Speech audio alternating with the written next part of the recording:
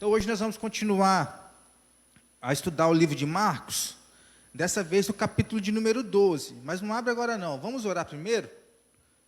Vamos agradecer ao Senhor por mais um dia, vamos agradecer ao Senhor pelo teu cuidado, pela vida, meu Pai.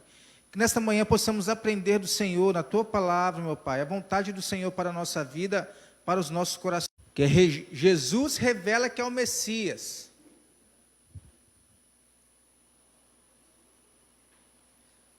A gente já vem 2 domingos falando deste mesmo tema, que o irmão Lucas ele veio ministrando em Marcos capítulo 11.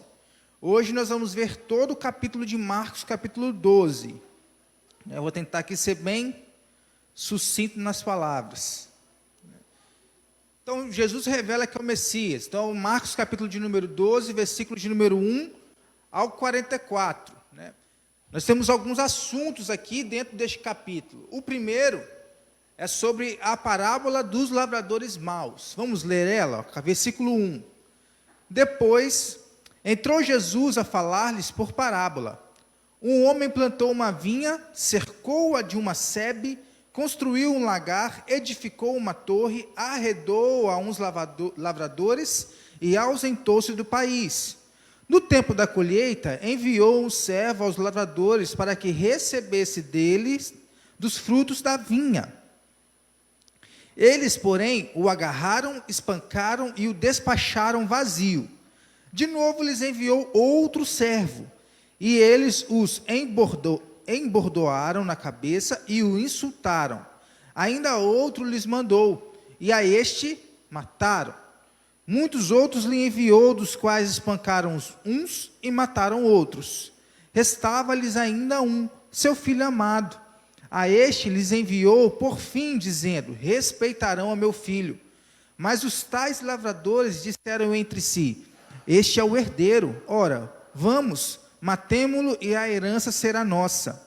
E agarrando-o, mataram-no e o atingiram e o atiraram para fora da vinha. Que fará, pois, o dono da vinha? Virá, exterminará aqueles lavradores e passará a vinha a outros. Ainda não leste esta escritura?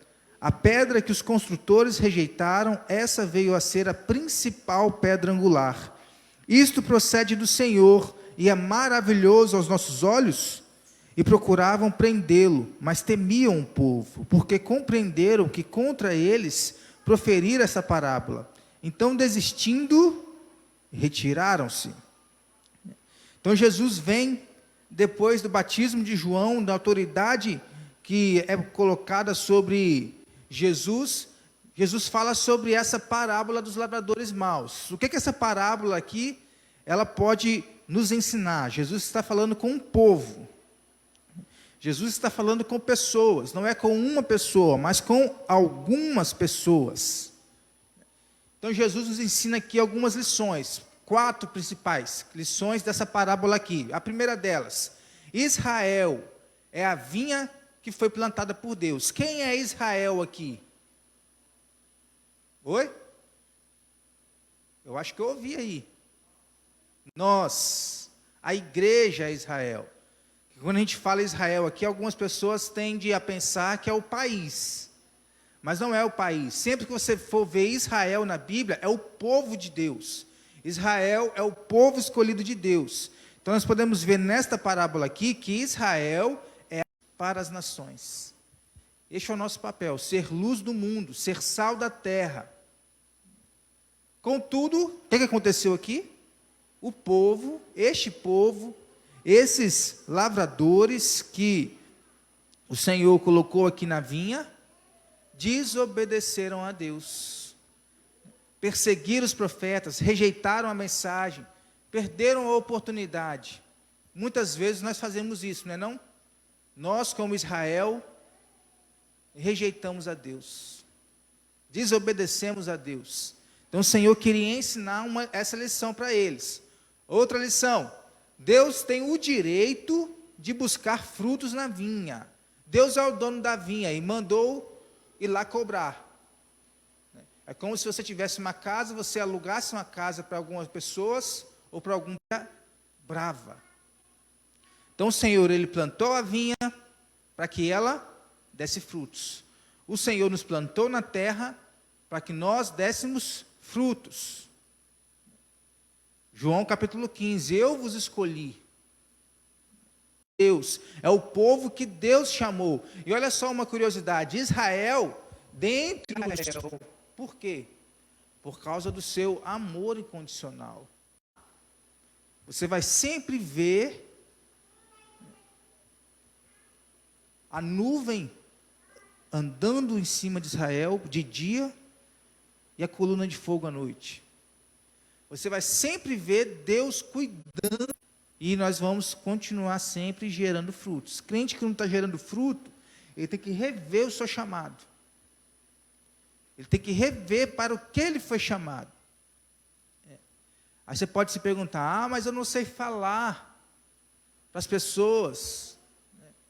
Olha só, algumas coisas precisam ser exercitadas. Essa é uma delas. Quem aqui, se eu pedir para fazer uma oração, vai fazer com bom gosto? Ninguém?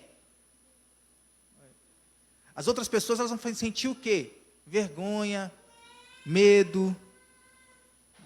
Isso é falta de quê? Exercício da fé. Exercício da fé. Precisa exercitar a sua fé para o pastor chegar, faça uma oração aqui agora. Levante sua voz. A pessoa vai fazer com fé, vai fazer com fervor, com alegria, com gratidão.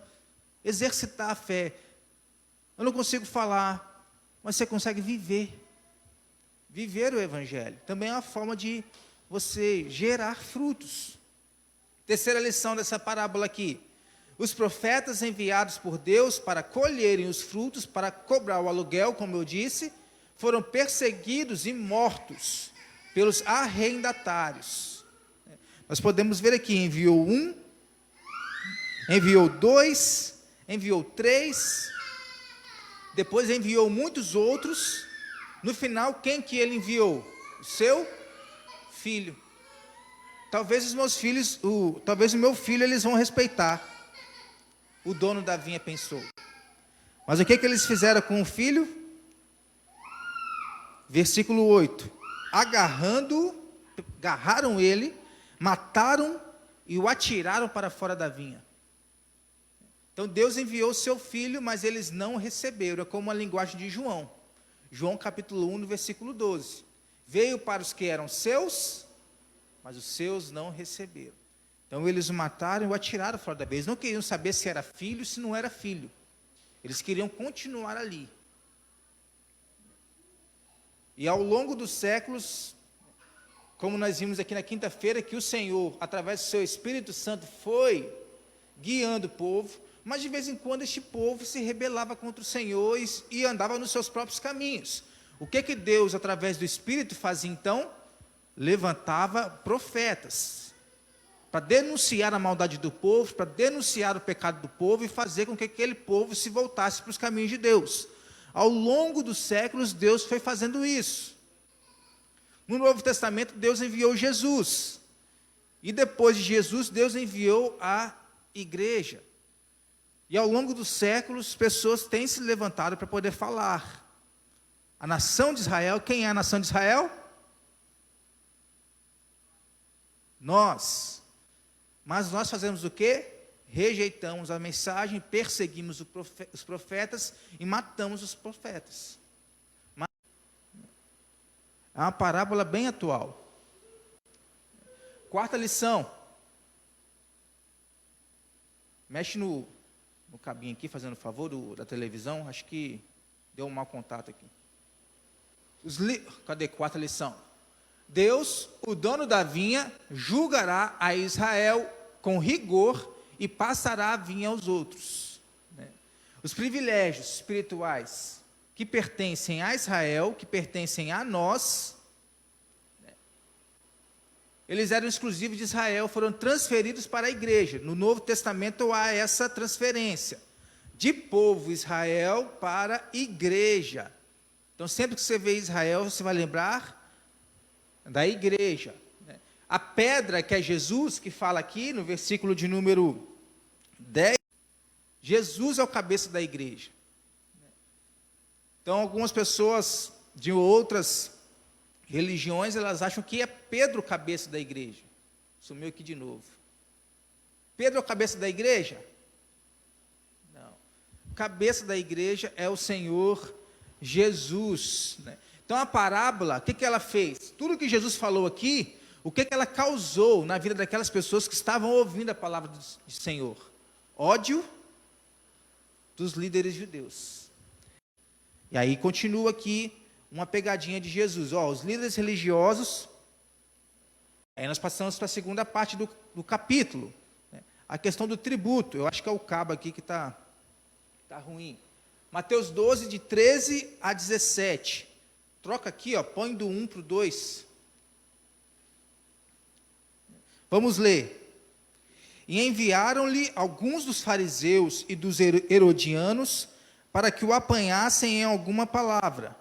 Chegando, disseram-lhe: Mestre, sabemos que és verdadeiro e não te importas com quem quer que seja, porque não olhas a aparência dos homens. Antes, segundo a verdade, ensinas o caminho de Deus. É lícito pagar tributo a César ou não?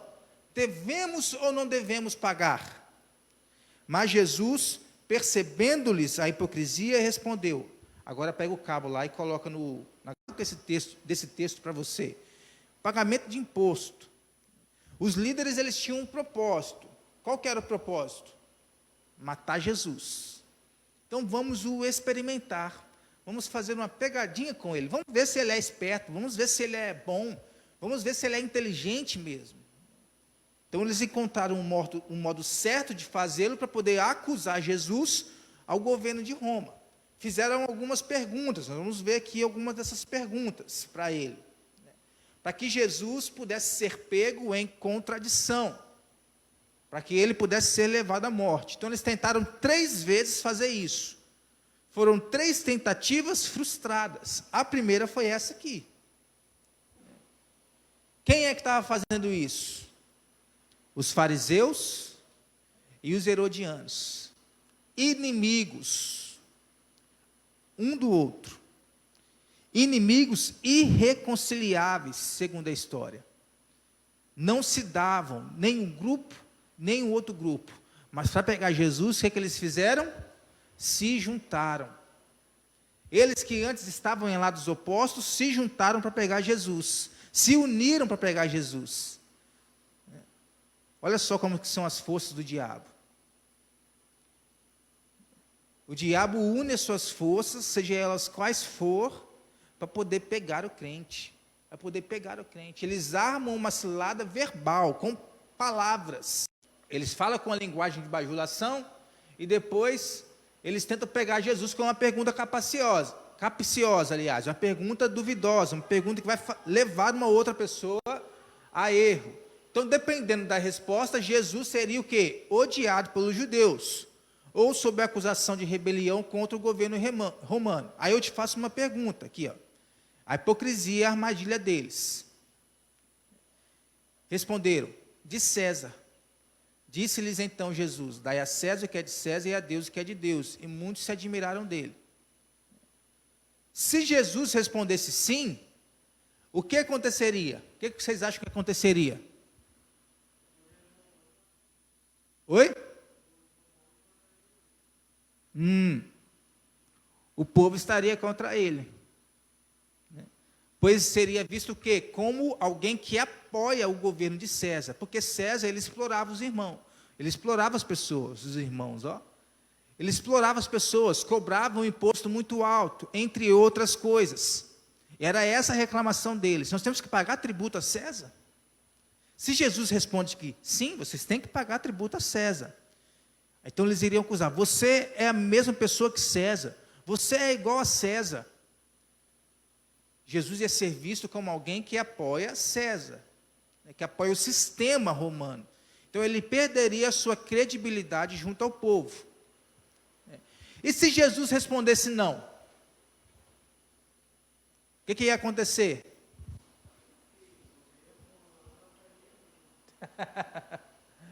Roma estaria contra ele. E os herodianos se apressariam em denunciá-lo às autoridades romanas. Então não tinha saída para Jesus. Se ele respondesse sim ou não, o povo, o grupo ia contra ele, e ele ia ser acusado de rebelião, seria acusado de insubordinado e rebelde contra Roma. Então ele ia ser ou rejeitado pelo povo, ia perder sua credibilidade com o povo, ou ele ia ser considerado um rebelde contra o governo de Roma. Aí Jesus responde aquilo lá: dai a César o que é de César e a Deus o que é de Deus. Então o que é que Jesus ele quer nos ensinar? Que nós devemos pagar imposto a César, pois o governo humano estabelecido por Deus para o bem da população. Não importa qual governo, não quero falar aqui de esquerda, nós devemos pagar imposto ao governo que foi instituído por Deus. Então o que a gente tem que fazer? Andar direitinho diante do governo. Se você é um autônomo, tirar as notas fiscais certinhas, andar certinho diante da lei. Se você, por exemplo, declara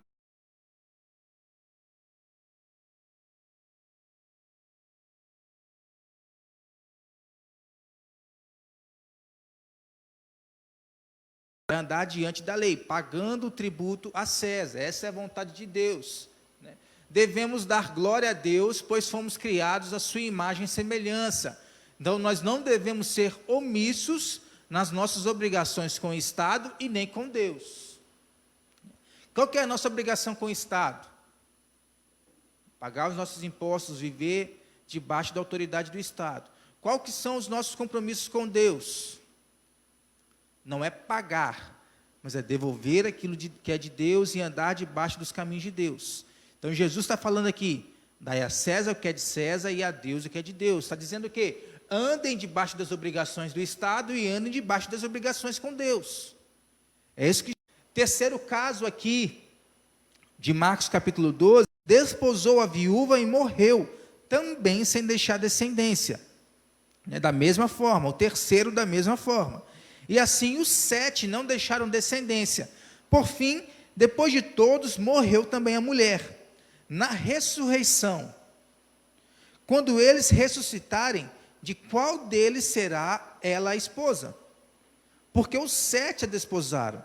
Respondeu-lhe Jesus: não provém o vosso erro de não conhecerdes as Escrituras, nem o poder de Deus? Pois quando ressuscitarem de entre os mortos, nem casarão, nem se darão em casamento, porém serão como os anjos nos céus. Quanto a eles não acreditavam na existência da alma, na vida após a morte, não é vida após a morte, encarnação. Isso aqui tem que ficar claro para nós. Na ressurreição do corpo, no juízo final ou nos anjos e demônios. Eles não acreditavam em pontos fundamentais da fé cristã. O que eles faziam então? Eles se ocupavam na religião judaica, em ser sabidos da religião judaica, intelectuais, mas mesmo sendo intelectuais, eles eram hereges doutrinariamente, porque se eles não creem nisso aqui, está faltando alguma coisa, está faltando doutrina, né? Então eles eram, o que nós podemos dizer hoje, os liberais. O liberal vai sempre te dizer assim, ó, não tem nada a ver. Ou o liberal vai tentar te convencer de que a palavra de Deus ela tem algum tipo de erro que vai te induzir, né, a cometer um pecado sem você estar cometendo um pecado. Eles diziam o quê? Se o homem se casar com uma mulher, mas não tiver filhos, o próximo na descendência deve se casar com ela. O próximo, quem é o próximo na descendência? O irmão mais novo. Então eram 7 irmãos. O primeiro casou, não teve filhos, morreu. Então o outro tinha que ir lá casar com uma mulher para poder o quê? Continuar a descendência do irmão, da família. Mas nenhum deles teve filhos. Aí eles perguntam a Jesus, no final, lá na vida eterna, lá na ressurreição do corpo, eles não criam ressurreição, mas estavam falando da ressurreição, querendo pegar Jesus. Quem vai ser o marido da mulher? Provém o vosso erro de não conhecerdes as Escrituras, nem o poder de Deus? Então Jesus fala 2 coisas com eles aqui. Vocês não conhecem a Bíblia e nem o poder de Deus. Vocês que se dizem muito inteligentes, vocês não conhecem a Bíblia, muito menos o poder de Deus. Por quê? Jesus fala que se eles conhecessem a Bíblia, entenderiam que o texto de Deuteronômio, abre aí sua Bíblia, Deuteronômio, que fala sobre a lei do levirato.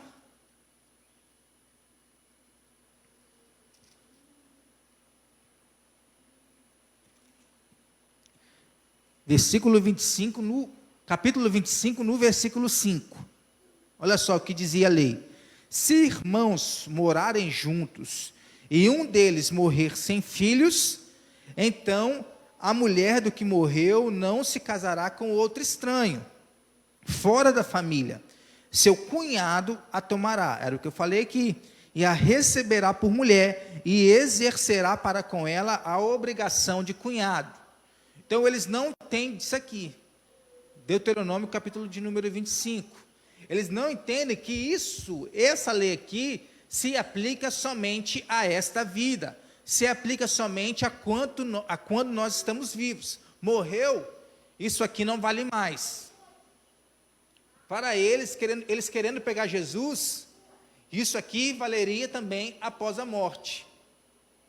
O próprio Moisés, ele ensinava isso, em Êxodo capítulo de número 3, nós não vamos olhar aqui, depois você pode ler na sua casa. E se eles conhecessem o poder de Deus, teriam entendido que Deus é capaz de ressuscitar os mortos de tal modo que o casamento não seja mais necessário. Olha esse texto de Romanos, capítulo 4. Creu o Deus que vivifica os mortos e chama à existência as coisas que não existem. Então é o Deus que vivifica os mortos. Deus é capaz de ressuscitar os mortos de tal modo que o casamento não seja mais necessário. Por quê? Então não existe casamento no céu. No céu nós não vamos casar e nem se dar em casamento. Olha só. Porque marido e mulher são só uma só carne, não espírito. Porque se fossem espírito, a morte não poderia dissolver a relação conjugal. Se fossem espírito também, morreu, continuariam casados, lá na eternidade. Continuar sozinha.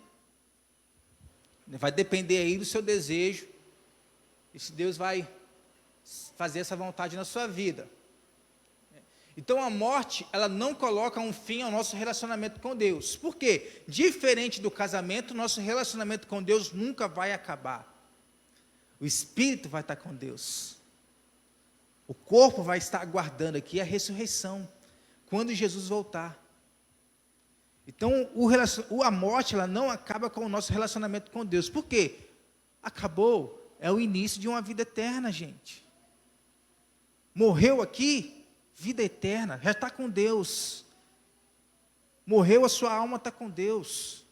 Você já está se beneficiando da morte de Jesus na cruz, de forma eterna, que não vai ter começo e não vai ter fim também. E aí a segunda forma que Jesus fala com ele é sobre o maior dos mandamentos de Deus. Olha só como que eles viviam aqui. Aqui Jesus está falando com um outro grupo. Deixa eu voltar lá, Marcos 12, aqui.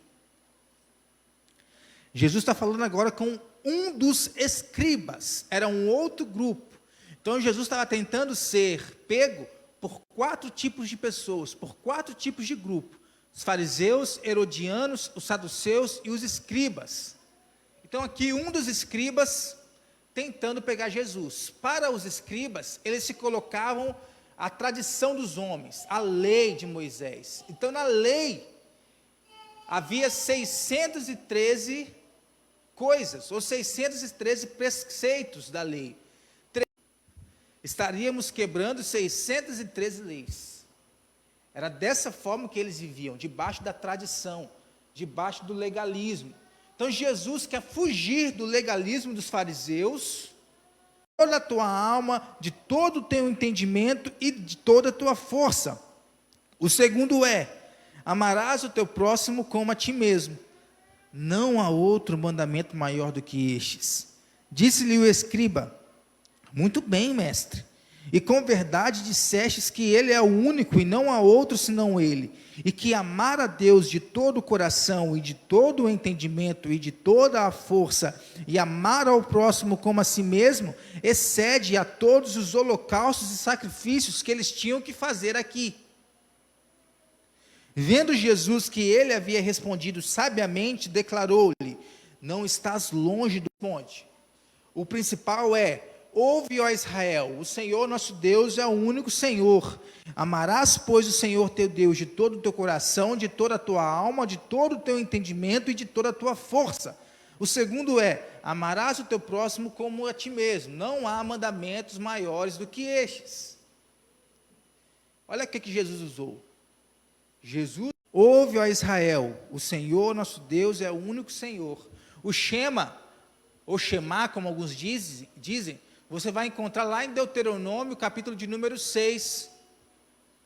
Olha aí, abre aí a sua Bíblia. Deuteronômio, capítulo de número 6.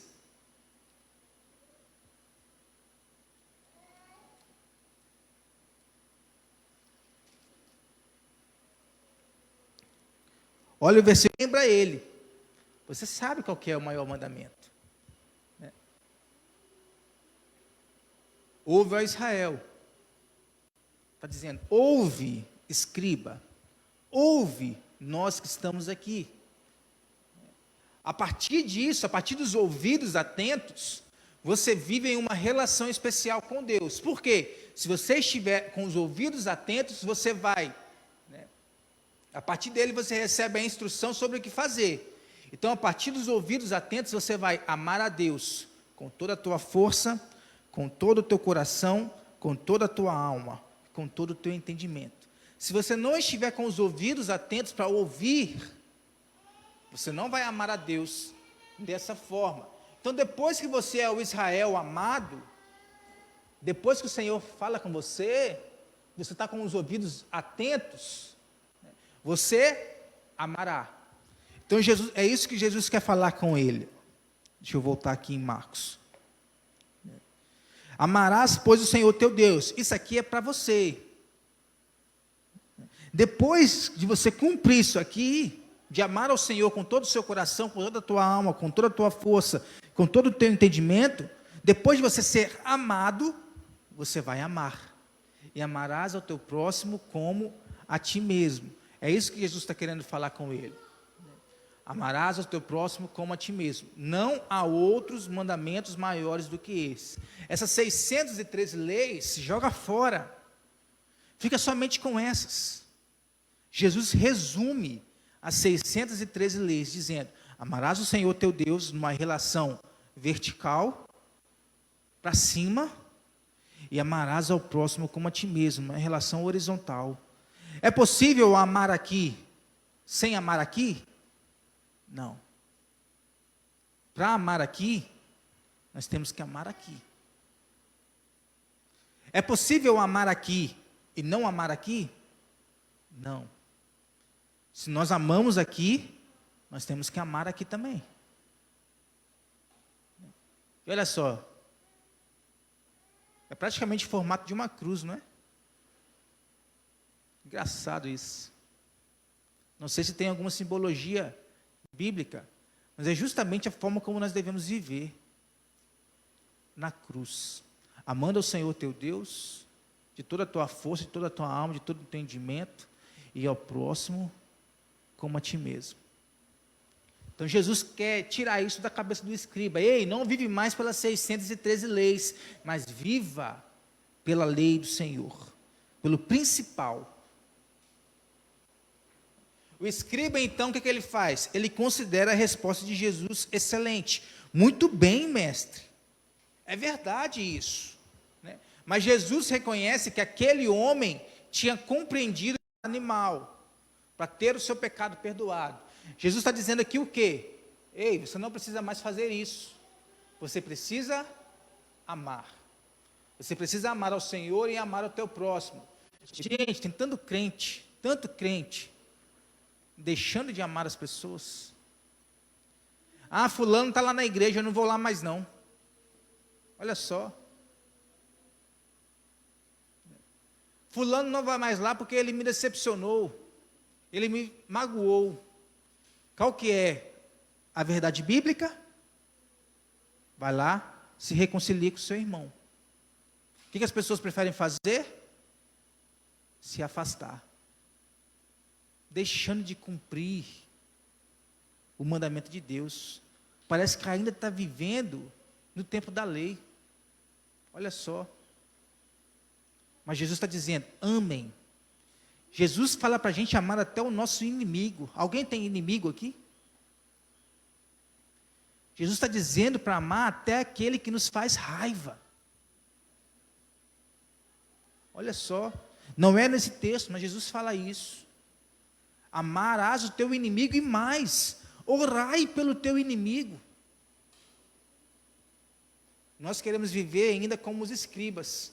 A partir do momento que Jesus fala essas coisas, sobre os tributos, sobre a ressurreição e sobre o maior mandamento, o que diz o texto aqui? Versículo 34.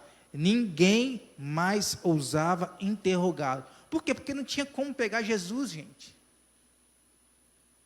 Não tinha como pegar Jesus. E aí Jesus vem aqui para outra parte, revelando quem é o Messias. Quem é o Messias? Versículo 35. Jesus, ensinando no templo, coisa que ele sempre fazia, perguntou: como dizem os escribas que o Cristo é filho de Davi?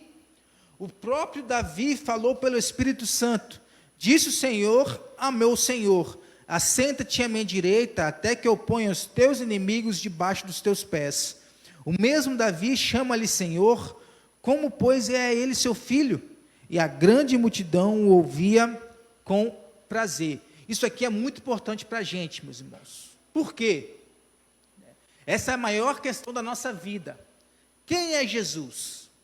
Porque nós devemos ter uma compreensão exata de quem é Jesus. As pessoas, elas creem que isso, eu não creio que aquilo, eu não creio que aquilo, eu creio que eu posso beber, porque a Bíblia diz que eu não devo me embriagar, entre outras coisas. Olha só, tudo aquilo que era conveniente para ela. Foi isso que eu falei com ele. Ele crê em Deus, mas não crê no Deus verdadeiro. Porque ele está negando pontos essenciais da fé.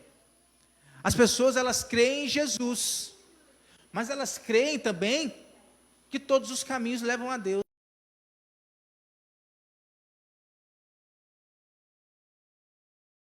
Então a gente tem que entender muito bem aqui, porque se nós não entendemos quem é Jesus, quem é o Messias, olha só, se nós estivermos errados sobre Jesus, nós estaremos errados a respeito da salvação. Se nós estivermos errados sobre Jesus, nós estaremos errados em confronto. Né? Jesus está ensinando com Deus, e o verbo era Deus. Então ele era antes de Davi. Ele veio da descendência de Davi, segundo a carne de Davi. Mas ele procede de Davi. Ele é o Senhor de Davi. O Senhor falou: do reino de Davi não ficará sem um. Quem é esse rei? O Senhor Jesus. Então ele vem de Davi, na descendência de Davi, Salomão, e vai indo segundo a carne. Mas ele já existia bem antes de Davi. Então, ao mesmo tempo que ele vem depois de Davi, ele é o Senhor de Davi. Ele é Cristo, ele é o filho de Davi. O mesmo Davi chama-lhe, lá no Salmo 110, você vai ver isso aqui. Salmo 110, lá no versículo 1. O mesmo Davi chama-lhe Senhor. Como, pois, é ele seu filho? O Salmo 110 está falando aqui sobre Jesus. Está apontando lá na frente sobre Jesus. Mas a grande multidão ouvia com prazer, diz o versículo 36 e 37. Jesus é ao mesmo tempo filho e senhor de Davi. Ele é filho de Davi porque ele veio da descendência de Davi, mas ele é senhor de Davi porque ele já existia antes de Davi. Então esse é o Messias. Esse é o Messias que sempre existiu. A única maneira, vamos dizer assim na linhagem, ele é o nosso irmão, mas também é o nosso Senhor. Nós vamos herdar todas as coisas, porque nós somos filhos de Deus. Sendo filho de Deus, nós somos irmãos de Jesus. Mas também nós vamos herdar todas as coisas, porque Jesus é Senhor sobre nós. Jesus é o Senhor da nossa vida. Porque Ele veio em forma humana. Sem a encarnação de Jesus, seria impossível nós sermos salvos. Seria impossível Jesus ser Senhor sobre nós e ser filho de Davi. E aí, concluindo o capítulo, mais duas histórias aqui, que eu não vou entrar em detalhes dessas histórias. Mas uma delas é a acusação dos fariseus de orgulho e de trapaças. Jesus falando com os fariseus sobre orgulho e trapaças. E depois, Jesus falando, observando uma viúva depositar a sua oferta no gasofilácio. Mas o que eu queria mostrar é isso aqui, os pontos principais. Jesus sendo Senhor, Jesus revelando que é Ele Messias, não tem como pegar o Senhor. Este é o capítulo 12 de Marcos. Então, como que nós, três lições importantes. Deus avalia, a nossa maneira de ofertar. Eu não vou entrar em detalhes, mas Ele avalia. Por quê? Oferta, Jesus, Ele está olhando para você. Jesus está olhando para a maneira como que você está fazendo isso. Outra lição que Jesus traz aqui nessa oferta aqui. Todos devem ofertar a Deus, ricos e pobres. Aqui diz que uma viúva pobre. Os ricos estavam depositando sobre Jesus, sobre a quantia ali. Mas Jesus, o que chama a atenção de Jesus? A viúva pobre. Toda oferta valiosa é fruto da fé e exige sacrifício. Você dá uma oferta, você está dizendo aqui, a minha fé em Deus é maior do que aquilo que eu estou devolvendo para Ele. Toma aqui. É um sacrifício. E o que eu estou dando aqui para Jesus é o valor do meu lanche da minha esposa. Mas não é por causa disso, não estou dando para Jesus por causa do lanche, que eu vou deixar de comer o lanche. Eu estou dando a Jesus aqui porque eu estou sacrificando a minha vida. Estou entregando em sacrifício, através do sacrifício dele. Então, concluindo, como nós podemos concluir? Três coisas aqui. Aprendemos que João capítulo 15, ele vai dizer, Jesus falando, eu sou a videira, vós sois os ramos. Todo ramo que não produz fruto vai ser o quê? Cortado e lançado fora. Todo ramo que não produz fruto. Esse era o pecado de Israel. Talvez seja esse o nosso pecado. Nós estamos sendo omissos. Bem prático. Nós não estamos chamando ninguém para vir para a igreja. Nós não estamos levando a salvação do Senhor Jesus para ninguém. Nem com a nossa vida, nem com as nossas palavras. Nós estamos sendo improdutivos.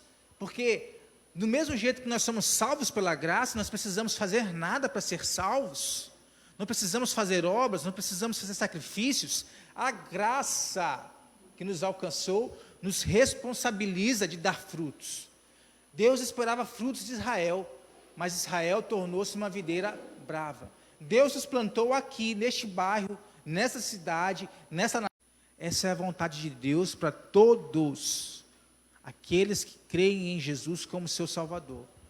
Outra lição, nós aprendemos aqui que toda a armadilha para desmoralizar Jesus foi vã.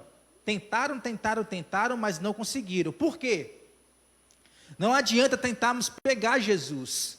Se tentarmos fazer isso,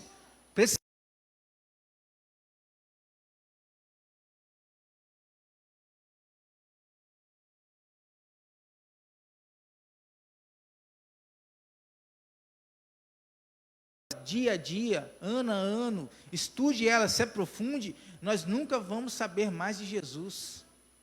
Que Jesus? Aqui era a área de Jesus. Tentaram pegar Jesus, mas não conseguiram. Muitas vezes a gente faz isso, mas a gente não consegue. Aprendemos que Jesus avalia como estamos ofertando. Jesus avalia como estamos ofertando.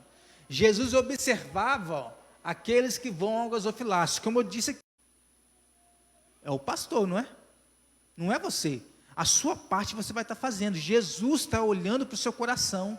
E está vendo toda vez que você vem aqui ao gasofilácio. O pastor, ele vai se ver com Deus, ele vai se ver com juízo, se ele está pegando dinheiro que não é dele. Jesus não apenas está presente no templo, mas ele observa os adoradores. Ele observa o povo trazendo as suas ofertas. Ele vê tanto o coração quanto o bolso. Ele está vendo tudo isso. E a motivação de cada oferta. Porque Jesus, eu posso vir aqui com R$1.000 e dar aqui. Mas é isso que chama a atenção de Jesus? Não é isso que está chamando a atenção de Jesus. O que está chamando a atenção de Jesus é a proporcionalidade da fé. É com quanto de fé eu estou trazendo aqui. Eu estou trazendo R$1.000, mas eu estou trazendo com alegria, eu estou trazendo com fé, ou eu estou trazendo com raiva. Vou dar aquele dinheiro para a igreja lá, toma. Não é isso. Caim, pode falar, gente, tem vergonha não. Caim matou Abel. Por quê? Inveja, raiva. Mas qual foi o motivo? Abel levou a Deus as primícias. Caim não. Caim pegou algo lá, minha vida, enche o meu celeiro. Favor para Deus entregando o que é dele. Não temos o direito de reter o dízimo, nem de subtraí-lo, nem de administrar, nem de subestimar o dízimo. Eu estou dando dízimo lá, mas nada acontece. Eu estou fazendo o quê? Eu estou subestimando o dízimo. Eu estou retendo aquilo. Eu recebi, mas eu não dou. Quando precisar de alguma coisa lá na igreja, eu pego e dou. Estou fazendo o quê? Eu estou administrando o dízimo. Ai, estou tão apertado. Acho que eu não vou tirar 10% não do dízimo do Senhor. Vou tirar 7%. A gente está fazendo o quê? Subtraindo o dízimo. Essas não são práticas de um crente verdadeiro. Essas não são práticas de alguém que crê no Senhor de todo o teu coração, de toda a tua alma, de toda a tua força, de todo o teu entendimento.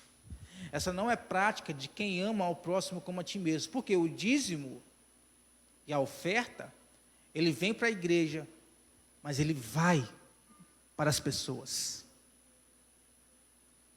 Tudo aquilo que a gente compra aqui para a igreja, não é para que a igreja fique mais bonita, mas é para atender as pessoas e atender o reino de Deus.